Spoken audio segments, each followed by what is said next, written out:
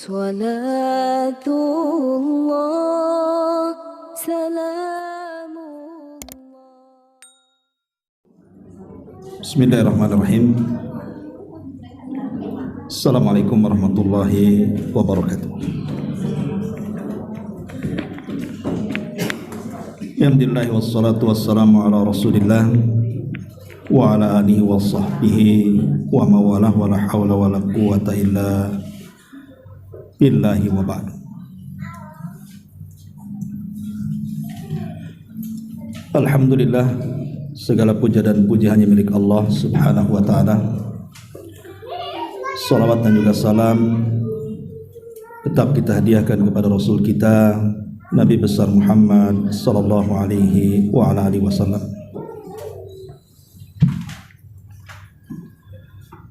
Pembahasan di pagi menjelang siang ini masih seputar kematian. Ada dua hadis Nabi sallallahu alaihi wasallam yang kita akan bahas, dan dua-duanya dari sahabat Abi Hurairah radhiyallahu an.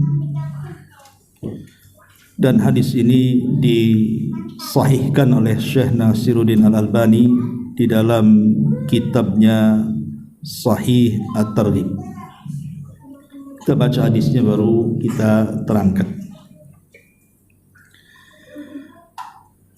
An Abi Hurairah radhiyallahu anhu qala qala Rasulullah sallallahu alaihi wa ala alihi wasallam. Dari Abi Hurairah radhiyallahu an, dia berkata, dari Nabi sallallahu alaihi wasallam dia bersabda, Innal mayyita idza wudi'a fi qabrihi, sesungguhnya mayat apabila sudah diletakkan di dalam kuburnya, annahu yasma'u khafqatan alihim hatta yuwalluna mudbirin, maka si mayat tersebut masih mendengar suara sandal atau terompah orang-orang yang mengantarkannya sampai mereka berlalu meninggalkannya. Fa idza kana mu'minan, kalau yang mati ini seorang mukmin, kanatis salatu inda ra'sihi, maka ibadah salat akan berdiri dari arah kepalanya. Wa kana siyamu an yaminihi, dan ibadah puasa akan berdiri di samping kanannya. Wa kanatiz zakatu an shimali, dan ibadah zakat akan berdiri di samping kirinya. Wa kana fi'lul khairati minas sadaqati was silati wal ma'rufi wal ihsani ilan nas inda rijlaihi, dan perbuatan-perbuatan baik yang lainnya seperti sedekah, silaturahim, berbuat baik dan ihsan kepada manusia akan berdiri dari arah kakinya. Fayu'ta min qibali ra'si, ketika datang malaikat hendak mendekat kepada orang yang meninggal dan dia seorang mukmin dari arah kepalanya, fataqulu salatu ma qibali madkhal, maka ibadah salat yang berdiri dari arah kepala akan mengatakan, tidak ada jalan untukmu kemari, menyingkir. Summa yu'ta an yaminihi, ketika dia tidak bisa dari arah kepala, maka dia mencoba dari arah sebelah kanannya. Fayaqulu siyamu ma qibali madkhal, maka ibadah puasa pun akan mengatakan kepada malaikat ini, tidak ada jalan untukmu lewat sini. Summa yu'ta an yasari, maka malaikat ini berusaha mendatangi dari arah sebelah kirinya. Fataqulu zakatu, maka zakat akan berkata, ma qibali madkhal, tidak ada jalan untukmu. Summa yu'ta min qibali rijlaihi, maka malaikat pun berusaha mendatangi dari arah sebelah kakinya. fayaqulu fi'lul khairat minas sadaqati wassilati wal ma'rufi wal ihsan ilan nas ma kibali madkhal. Maka berkata amalan-amalan kebaikan dia dari sedekah, silaturahim, berbuat baik dan ihsan kepada manusia, juga akan mengatakan tidak ada jalan bagimu. Fayuqalu, maka dikatakan kepada si mayat yang meninggal dalam kondisi mukmin ini, ijlis fayajlisu, duduklah kamu. Maka dia pun duduk. Qad muthilat lahu syamsu, maka dibayangkan kepadanya seolah-olah matahari hampir terbenam. Wa qad udhidat lil ghurub, dan sudah diizinkan untuk terbenam. Fayuqalu lahu, maka dikatakan kepada orang ini, ara'aituka hadzal ladzi kana kibalakum, bagaimana pendapatmu wahai fulan tentang orang yang ada di hadapan kamu? Maka dia mengatakan, fayaqul, maka dia mengatakan, da'uni hatta usalli, jangan ganggu aku, ini sudah asar dan mendekati terbenamnya matahari, aku mau salat. Fayuqal, maka dikatakan kepadanya, sataf'al, engkau akan melakukannya, walakin akhbirna amma nas'aluka anhu, tetapi tolong jawab dulu apa yang kami tanyakan kepadamu. Ara'aituka hadzal rajul alladzi kana kibalakum, bagaimana menurut kamu tentang orang yang di hadapanmu itu? Maka dia mengatakan, di hadapan suara itu, fayaqulu Muhammadun, dia adalah Muhammad.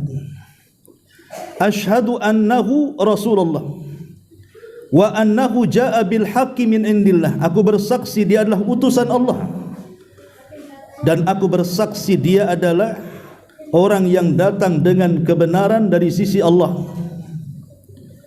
Fayuqalu lahu, maka dikatakan kepadanya, ala dzalika hayyita wa ala dzalika mitta wa ala dzalika tub'atsu insyaallah. Kemudian dikatakan kepadanya, karena itulah, ketika engkau sudah bersaksi bahwa dia adalah Muhammad dan apa yang didatangkannya sebuah kebenaran, karena itulah engkau hidup, karena engkau itulah engkau mati, dan karena itu pula engkau akan dibangkitkan jika Allah berkehendak.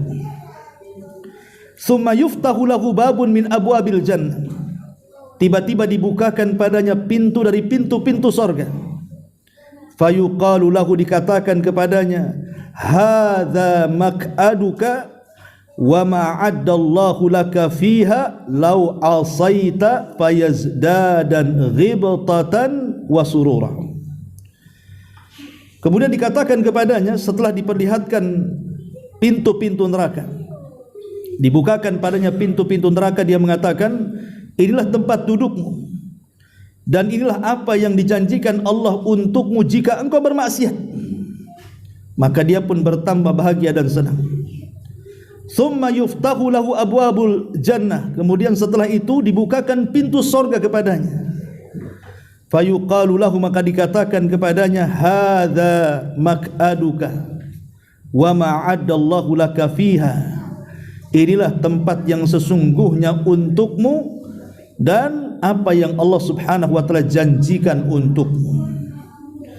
Maka dia pun bertambah bahagia dan senang.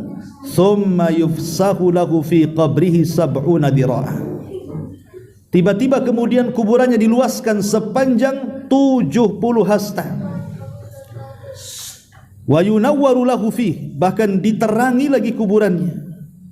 Wa yu'adul jasad lima budi'a minhu fatuj'alu nasmatuhu fi nasamit tayyibi wa hiya tayrun tu'allaqu min syajaril jannah.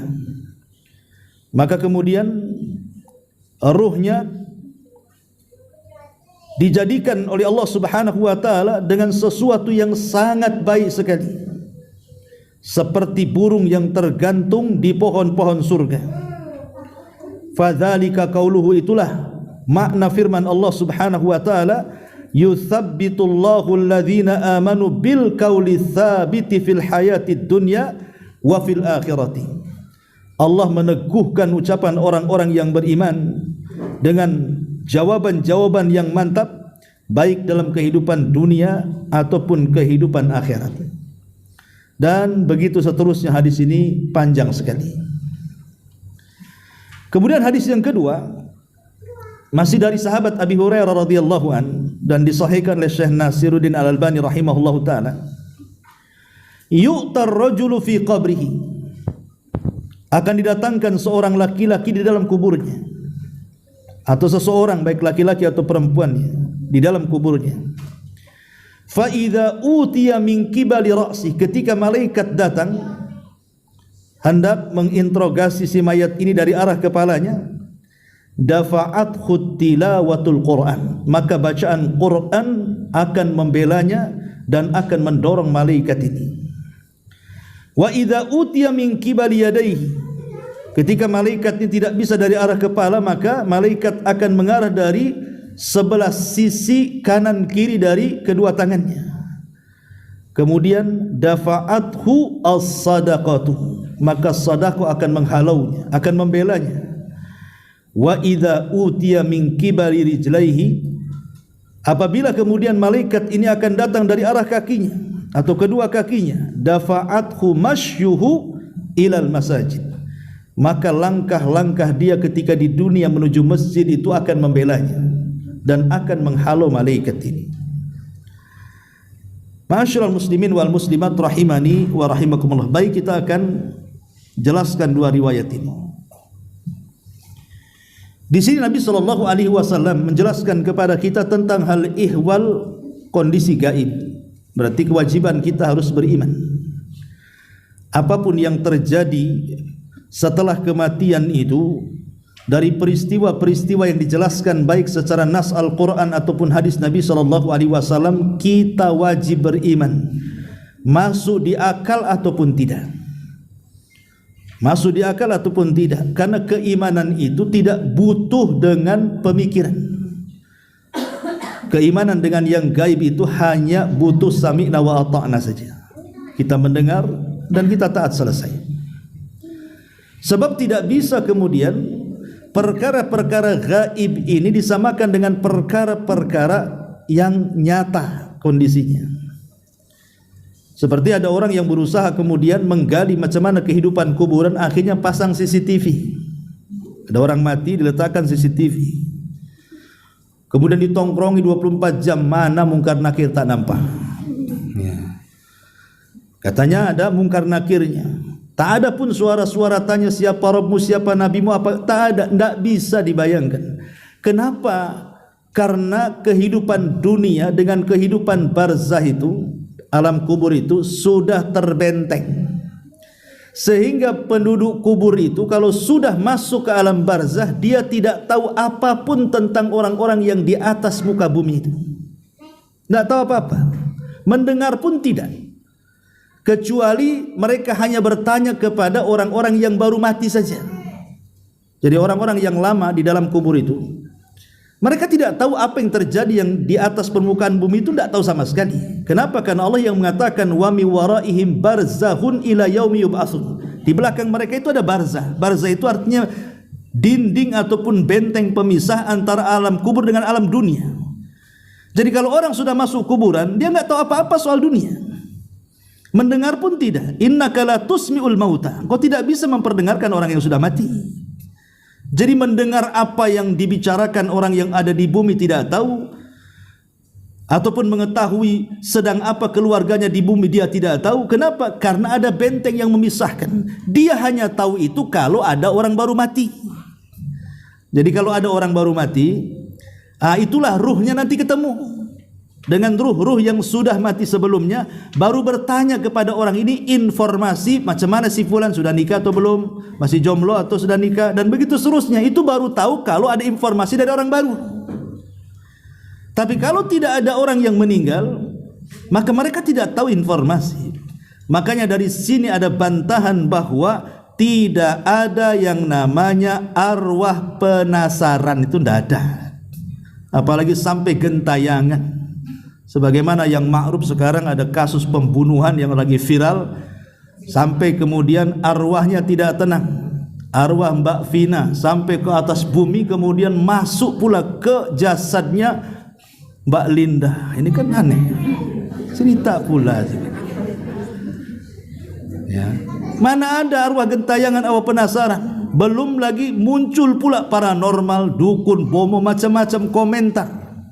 Sampai ada seorang dukun ditanya, apa perbedaan arwah dengan jin korin dengan macam-macam? Oh, itu sama saja katanya. Ya.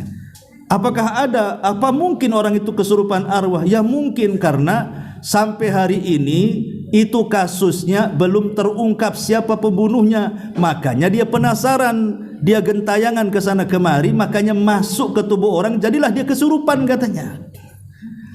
Nah, ini kan kasus-kasus aneh. Islam loh tidak pernah mengenal, ini merusak akidah namanya. Nggak ada arwah gentayangan, arwah penasaran. Cemana kalau umpamanya arwahnya di dunia, uangnya diambil, apa dia mau nagih utang juga arwahnya tuh? Ya kan, tak mungkin kan? Kenapa yang tidak mungkin? Karena ada alam barzah di situ. Barzah itulah yang memisahkan mereka, sehingga orang kalau sudah masuk kubur itu dia tidak tahu menahu soal dunia. Apa yang dilakukan kawannya, keluarganya, kerabat yang masih hidup, dia tidak tahu sama sekali. Mendengar pun tidak, karena memang sudah ada dinding. Sekali lagi dia hanya tahu itu informasi dari orang yang baru meninggal. Nanti ruhnya ketemu ditanya, nah, macam mana keluarga saya si anu itu yang satu kampung. Kalau yang beda kampung ya tak tahulah, karena nggak kenal. Itu pun kalau yang kenal saja. Itulah akidah ahli sunnah seperti itu. Lah ma'asyiral muslimin yang dimuliakan Allah Azza wa Jalla, ketika orang itu sudah meninggal dunia kemudian dihantarkan ke kubur, maka dalam hadis ini Rasul mengatakan annahu yasma'u safqatani alihim, dia masih mendengar suara terompah orang yang mengantarkannya itu, masih dengar. Tapi kemudian lama-lama hilang, sayup-sayup hilang, sampai kemudian betul-betul orang itu meninggalkan, maka hilanglah sama sekali, tidak mendengar apapun. Itulah nas yang menunjukkan bahwa orang yang sudah meninggal mampu mendengar dalam waktu-waktu tertentu. Tidak semua dia bisa mendengar kondisi yang di atas kuburan, tidak. Waktu-waktu tertentu yang berdasarkan nas saja. Ya, seperti ketika baru saja dipendam di kuburan, kemudian yang mengantarkannya pulang, memang berdasarkan nas dia masih mendengar. Tapi apakah semua hal mendengar? Tidak. Jadi kita hanya menetapkan sesuai dengan dalil saja. Karena ini perkara gaib mananya. Kita nggak bisa pandai-pandai, oh begini tidak bisa. Perkara gaib itu harus berdasarkan nas Al-Quran atau hadis Nabi SAW. Kemudian Rasul mengatakan kalau dia seorang mukmin, jadi ketika dia sudah dikubur, kalau dia seorang mukmin, maka dia akan dijaga badannya. Jadi ada tentara-tentara Allah yang akan menjaga jasadnya di dalam kubur itu. Ketika hendak diinterogasi oleh para malaikat, malaikat Munkar dan Nakir itu tidak bisa langsung kemudian berhadapan dengan orang ini. Kenapa?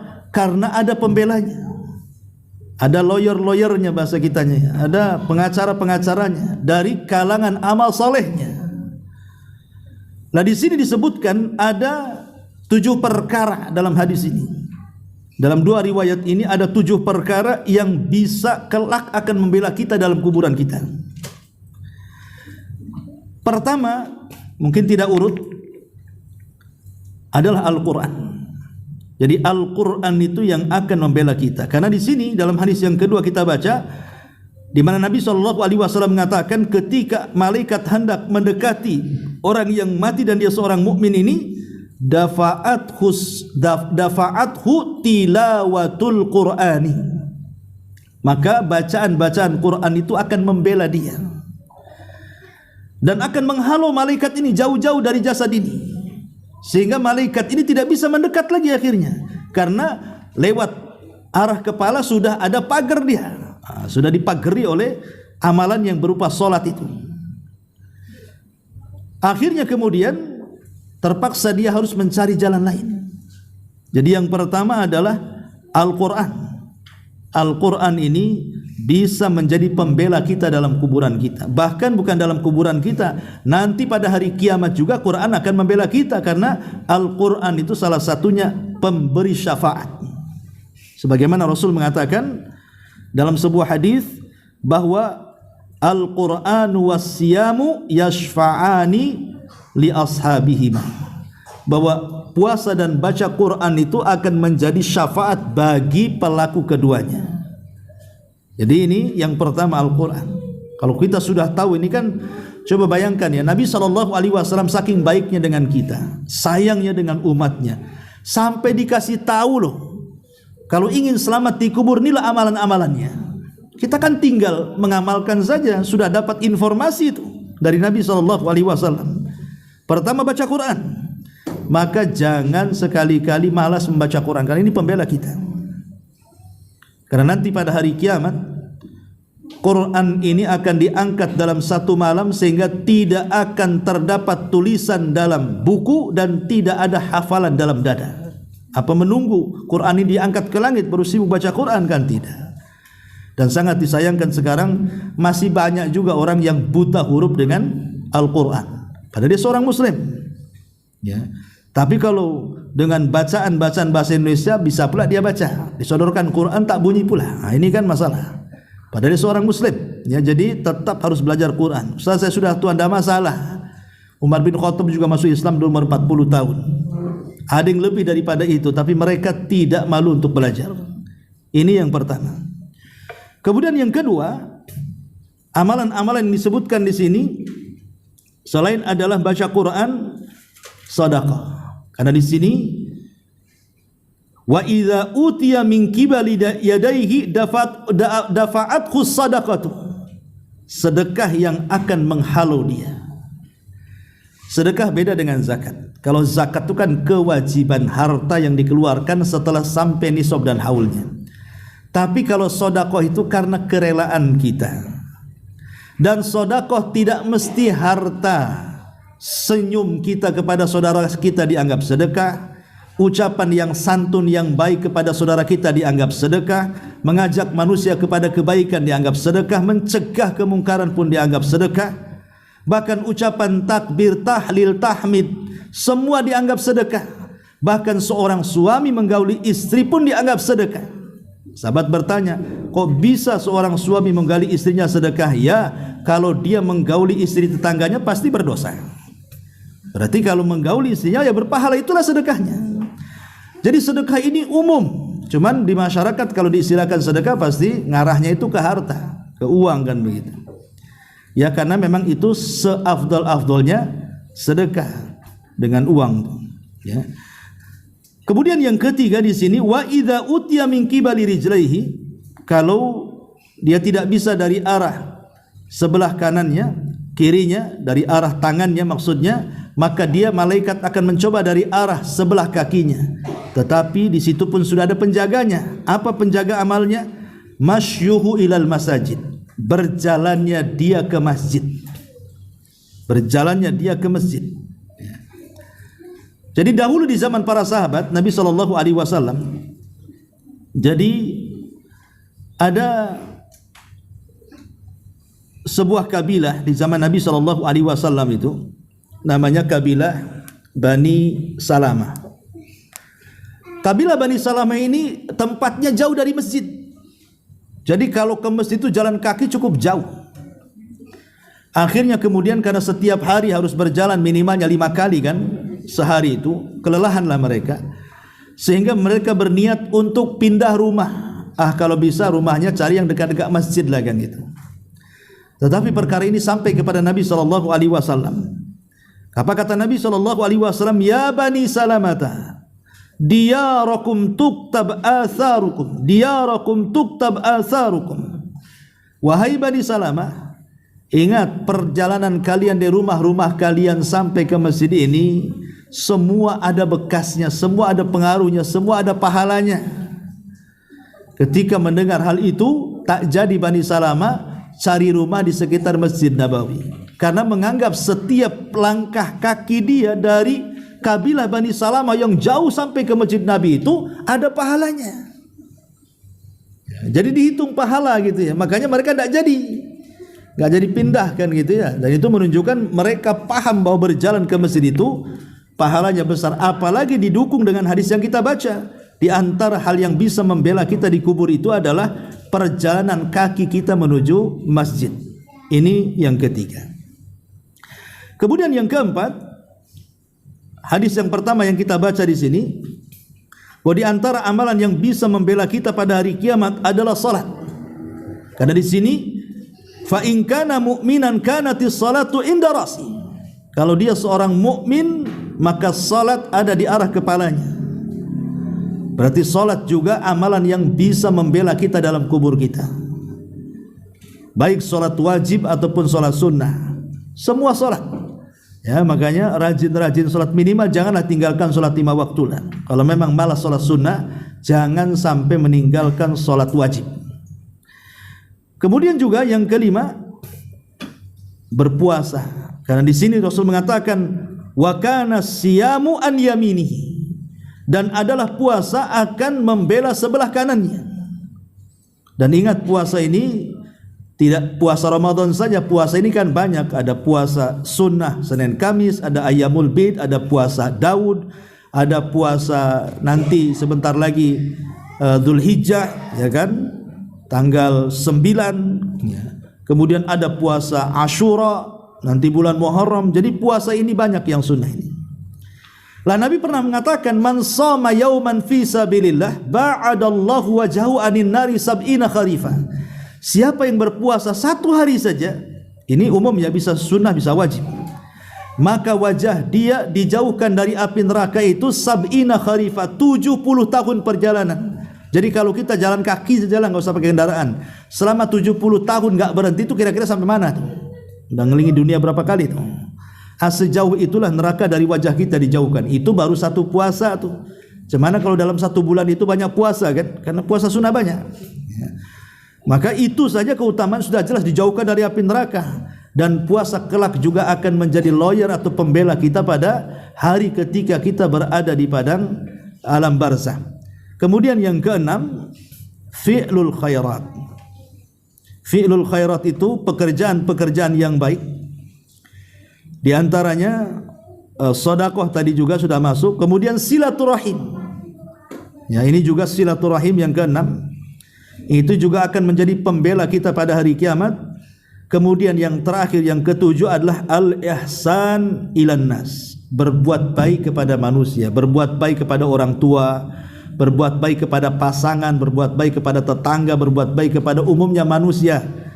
Maka jangankan kepada manusia, kepada hewan yang punya hati saja berbuat baik dapat pahala, apalagi pada manusia ya. Tapi jangan mendahulukan hewan dibandingkan manusia. Seperti pencinta kucing itu, tetangganya miskin-miskin, kucingnya pula harganya mahal-mahal, makanannya mahal juga.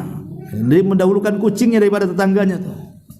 Itu tidak boleh. Boleh kita suka dengan kucing, tapi jangan sampai tetangga yang miskin, yang fakir sekitarnya itu hanya bisa melihat saja ya. Jadi itu harus dipahami. Taib, itulah 7 amalan yang akan membela kita. Lah 7 amalan inilah ketika malaikat Munkar dan Nakir hendak menginterogasi kita dengan soalan-soalan itu, maka mereka meminta malaikat ini tidak boleh dekat jasadnya, dihalaunya, dafa'athu, dihalaunya ya. Lah ketika kemudian tidak bisa mendekat, terpaksalah kemudian malaikat ini bicara dari kejauhan. Jadi tidak bisa langsung depan-depanan gitu ya, tapi dia ngomong dari kejauhan. Kenapa? Karena jasadnya itu dipagar besi dengan amal-amal soleh tadi. Jadi hanya ngomong, ya kalau gitu ijlis, duduk kamu katanya. Nah, maka dia pun duduk. Ketika dia duduk, dihayalkan dia masih di dunia tuh, seolah-olah dia melihat matahari hampir tenggelam, dan dia merasa dia belum sholat asar. Sehingga ketika ditanya bagaimana pendapatmu tentang orang ini, kemudian digambarkan sosok Nabi SAW, dia tak mau jawab. Dia mengatakan, da'uni usolli, jangan ganggu aku katanya, aku mau sholat dulu. Bayangkan orang yang beriman dalam kubur itu masih ingat sholat tuh. Da'uni usolli, biarkan aku sholat dulu, gak usah banyak-banyak tanya katanya. Tetapi kemudian malaikat dari kejauhan mengatakan, sataf'al, engkau akan melakukannya, tapi akhbirna dulu, kasih tahu dulu siapa orang itu katanya.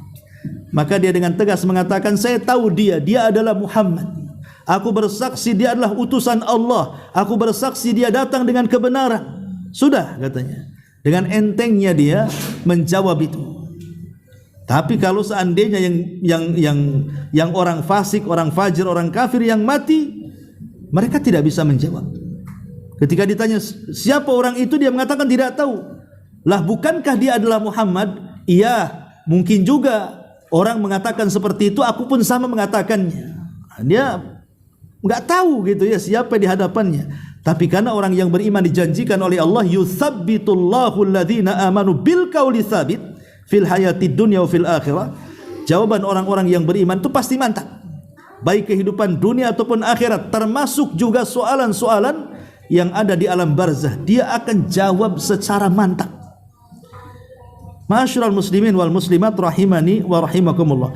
Lah, ketika kemudian jawabannya sudah mantap, tidak ada yang salah, maka Allah akan mengatakan dari atas, ang sadaqa abdi, hambaku telah benar. Kalau begitu, bukakan pintu kepadanya dari pintu-pintu neraka. Dibukakan pintu neraka itu. Kemudian dikatakan, sebenarnya kalau engkau bermaksiat, engkau ini masuk situ, katanya. Tetapi karena engkau orang yang taat, engkau tidak akan masuk ke situ.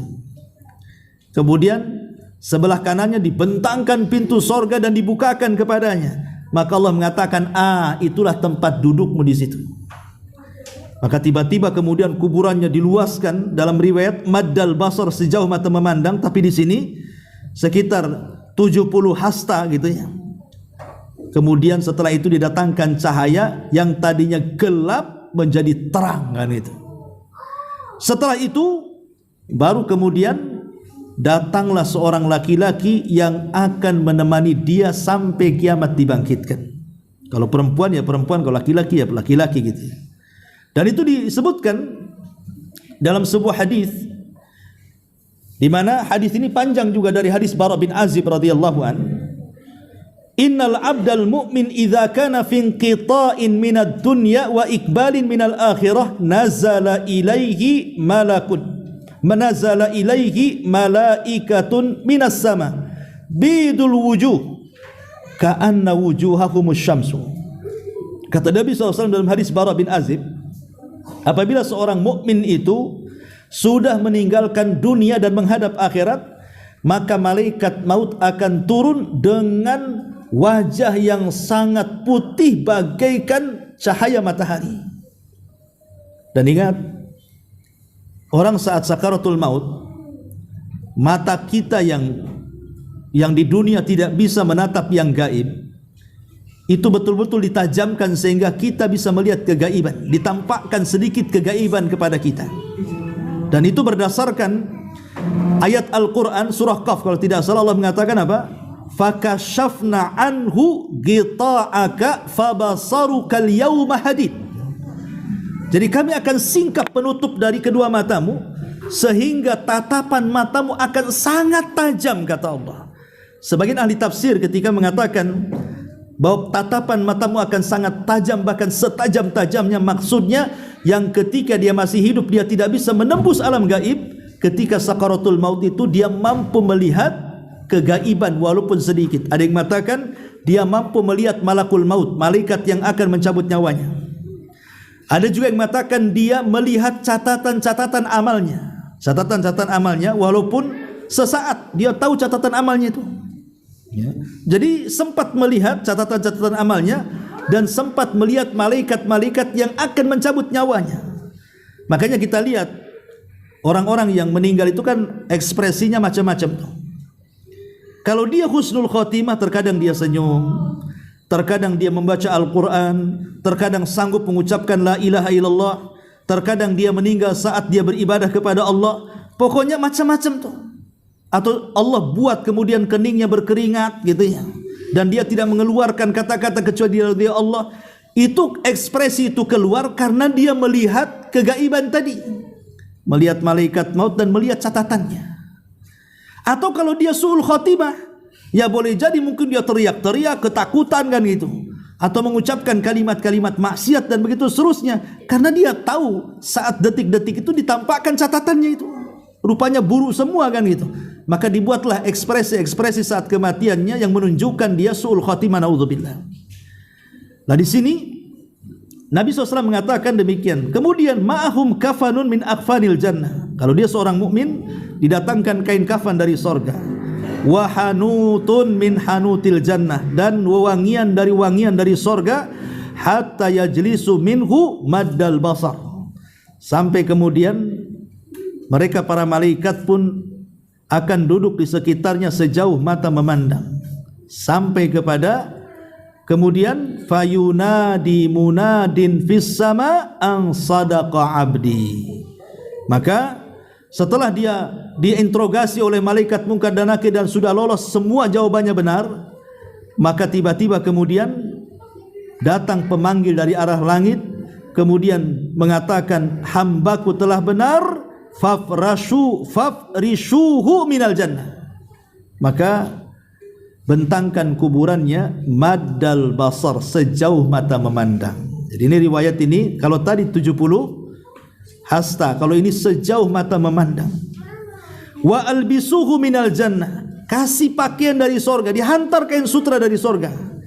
Waftahu lahu baban minal jannah, bukakan baginya pintu-pintu sorga.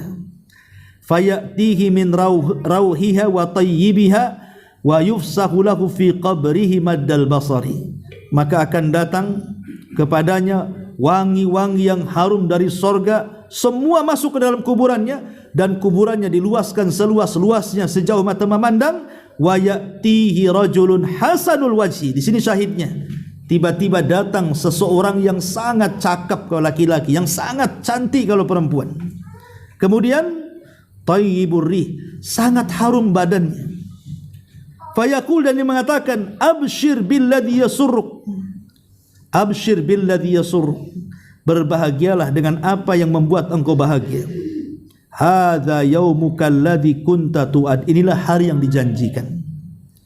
Jadi kalau kita tahu di sini gambaran nikmat kubur, ya, di mana pintu sorga akan dibuka kepadanya, kemudian pakaian dari sorga, karena kan alam kubur itu kan apa namanya, yaumul intidhar, ya, hari penantian.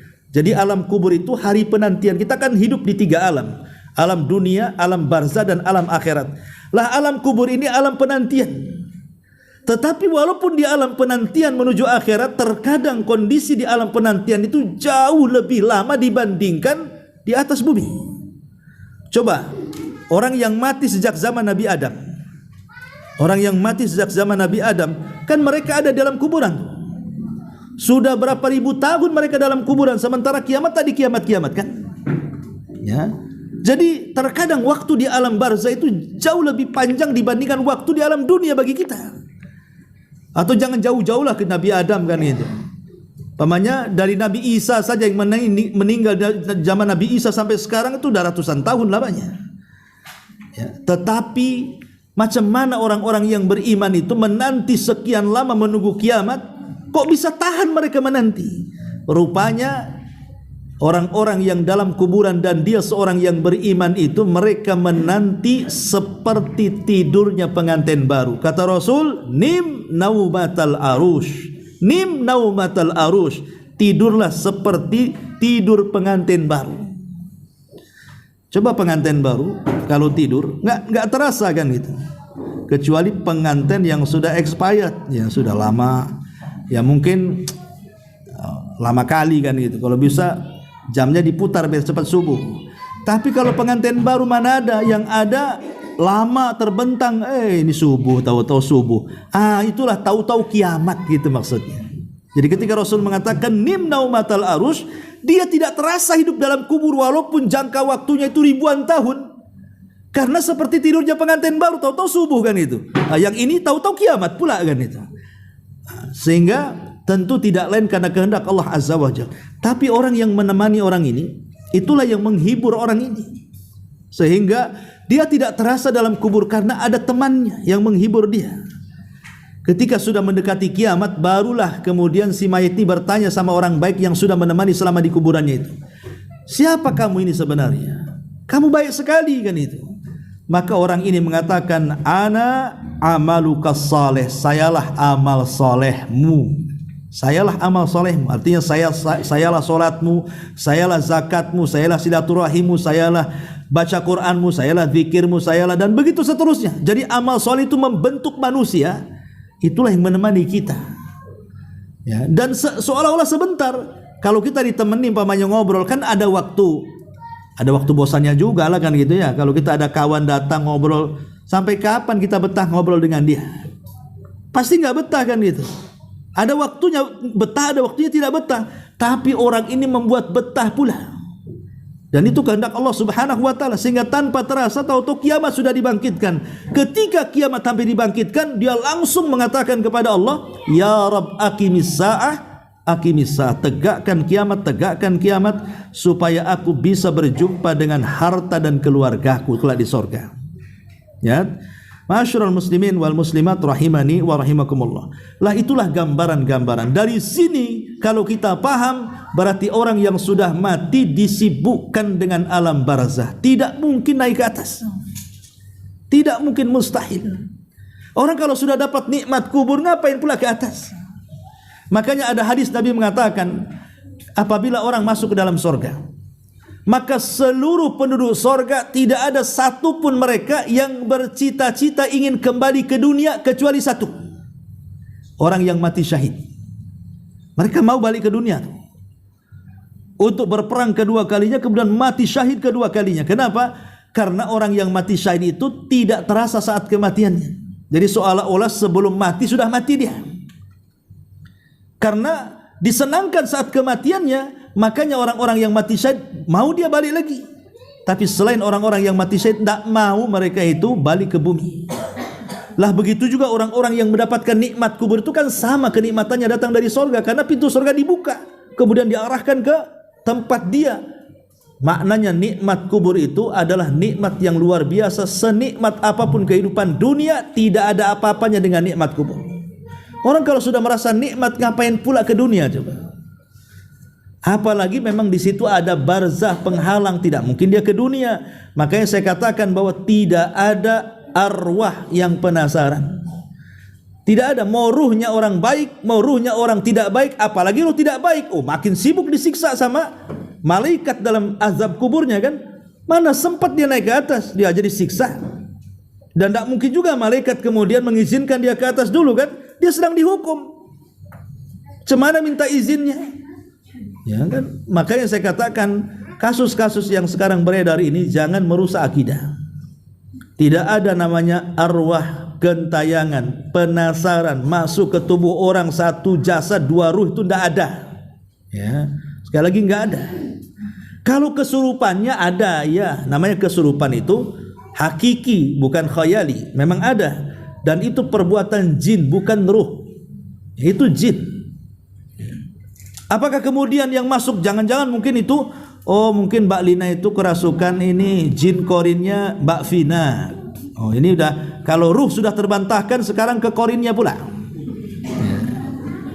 Ada yang mengatakan korin ini tugasnya selesai dengan kematian orang yang dikorininya. Karena tugas dia hanya sampai di situ saja. Jadi tugas korin itu hanya memberikan was-was keburukan kepada yang dikorininya. Kalau orang yang sudah mati, selesai tugasnya. Cuman yang jadi soalan, kata Imam Ibnu Utsaimin rahimahullah ta'ala, apakah dia masuk ke dalam kuburan, mengikuti juga ke dalam kuburannya? Maka Syekh Utsaimin mengatakan tidak. Itu pendapat yang kuat, tidak sampai masuk kuburan. Boleh jadi dia akan balik ke koloninya kalangan jin, kemudian menjadi penghamba iblis lagi. Tapi tugas dia selesai sampai di situ. Dan dia tidak akan masuk ke dalam kuburan. Kenapa? Karena tidak ada lagi amalan yang akan diberikan was-was sama dia. Orang sudah mati kan tidak ada amalan, yang ada hisab saja. Apa mau diwaswasi lagi dalam kubur? Idza mata ibnu Adam inqata amaluhu illa min thalathin, sadaqatin jariyah aw ilmin yuntafa'u bihi aw waladin salihin yad'ulahu. Kalau anak Adam meninggal, selesailah semuanya, terputus amalannya. Berarti tugas jin korin selesai. Ya. Apakah kemudian bisa merasuki tubuh orang sampai ada yang mengatakan mampu memanggil, loh, dipanggil malah. Dipanggil. Ini awalnya orang ini sadar, kemudian sebelahnya nampak kayak dukun gitu, entah mantra-mantra manggil korinnya si Eki yang mati itu. Kemudian dimasukkan ke badannya, kemudian diinterogasi. Ya, siapa yang membunuh kamu? Coba ceritakan macam mana awalnya sampai kau dibunuh. Coba singkap siapa para pembunuh. Bayangkan. Ya, bayangkan sampai lah. Ikhwan, para ulama mengatakan qarin itu syaitan. Kata Syekh Utsaimin, al-qarinu asy-syaitanu musallatun 'alal insani biidznillah azza wajalla. Qarin itu setan yang dikuasakan kepada tubuh manusia karena izin dari Allah. Artinya kalau seseorang, ini logikanya ya, Anda ngundang qarin, kemudian dimasukkan ke dalam badan orang, berarti memasukkan setan kepada badan orang. Kemudian kita interogasi, maknanya kita sedang menginterogasi setan. Kira-kira nih setan kalau diinterogasi, dia benar apa jujur tuh?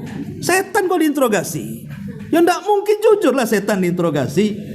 Pasti dia akan ngasih berita-berita yang aneh-aneh. Oh, si anu pembunuhnya. Akhirnya apa? Yang tidak bersalah jadi bersalah, yang tidak harus dibunuh jadi dibunuh. Akhirnya orang yang tidak berhak di penjara masuk penjara. Itu memang setan seperti itu. Makanya aneh kalau seandainya kok hukum ditegakkan dari kegaiban. Tidak bisa. Kesurupan itu jangan dipakai hukum, karena kesurupan itu datang dari setan. Setan itu pasti informasinya jahat semua. Dia nerka-nerka saja kan. Maka ini juga jangan sampai kemudian yang sekarang lagi viral ini mengakibatkan rusak akidah kita. Nggak ada ruh kesurupan. Kalau kesurupannya ada, ya setan itu yang masuk ke badan dia. Masuk ke badan dia, kemudian sok tahu nyebut nama-nama anu. Nggak ada di zaman sekarang ini. Kalau seandainya orang interogasi jin itu ya, untuk mengatakan ucapannya benar itu siapa yang memberikan rekomendasi bahwa ucapan ini benar itu siapa? Kalau di zaman Nabi kan Nabi yang mengatakan oh iya benar, itu Nabi yang ngomong. Seperti mamanya pencuri zakat di Baitul Mal, ditangkap sama Abu Hurairah. Kemudian kata orang ini, lepaskanlah Abu Hurairah, saya ini keluarga saya susah. Sebagai imbalannya, ku ajari kamu ayat kursi. Kalau kau baca, nggak akan dekat-dekat setan sama kamu. Besoknya datang kepada Nabi. Kata Nabi, hei Abu Hurairah, tahu nggak orang yang kau tangkap semalam itu? Nggak tahu, itu setan katanya. Yang ngajari kamu ayat kursi setan. Tapi sodaqahu wa huwa kadzub. Sodaqaka wa huwa kadzub. Khusus masalah ini dia benar. Maksudnya mengajarkan ayat kursi sebelum tidur, ini benar. Tapi yang lainnya dia itu pendusta. Ya, jadi Rasul hanya membenarkan satu kan, tapi mendustakan yang lainnya. Nah, di zaman Rasul itu kalau umpamanya iya Rasul yang mengatakan ini benar, ini salah. Loh, di zaman sekarang siapa yang ngasih rekomendasi bahwa ucapan itu benar? Nabi sudah nggak ada. Ya, paling kita cocokkan aja dengan Quran Sunnah. Kalau memang ucapannya sesuai Quran Sunnah, ya insya Allah itu benar kan gitu. Tetapi kalau sudah melenceng kemana-mana, ya itu batil, namanya jin. Makanya orang ketika meruqyah itu ada adabnya. Di antara adab peruqyah itu jangan banyak ngobrol sama jinnya. Apalagi kenalan, ngajak bisnis, ini tambah lagi. Itu dukun tuh. Ya. Jadi tidak boleh. Rasul itu hanya ngasih cuman satu kalimat kalau lagi ngeruqyah itu apa? Ukhruj ya aduwallah. Baca Quran terus, kali-kali katakan keluar wahai musuh Allah. Itu saja. Nggak boleh tanya macam-macam, karena mereka itu pendusta. Makanya nggak perlu diajak dialog. Nggak perlu diajak dialog. Itu cara meruqyah saja seperti itu. Ini nggak diruqyah tapi diinterogasi kayak wartawan. Nggak ada baca Quran dia. Nanya siapa bunuhnya, di mana, disebutkan tuh satu. Seolah-olah paling benar pula dia. Ini kan mengacau suasana namanya. Mengakibatkan akhirnya ya, banyak kasus-kasus yang lain tertutup dan begitu seterusnya. Jadi polisi hanya disibukkan dengan perkara ini saja. Ya. Makanya ini harus dipahami. Oke lah, ya ini kita juga ikut prihatin dengan kondisi seperti itu. Tapi yang jadi masalah itu adalah jangan sampai merusak akidah saja. Dan ini sudah merusak akidah karena dengan kasus ini bermunculan pula lah dukun-dukun, macam-macam dukun paranormal dari mana-mana. Ya, asosiasi paranormal mungkin itu dari mana-mana berteriak seolah-olah mereka paling tahu, paling benar. Ini bahaya. Ini diantara faedah dari dua riwayat ini. Taib, sebelum saya tutup, mungkin ada soal jawab, silakan kalau ada yang mau bertanya.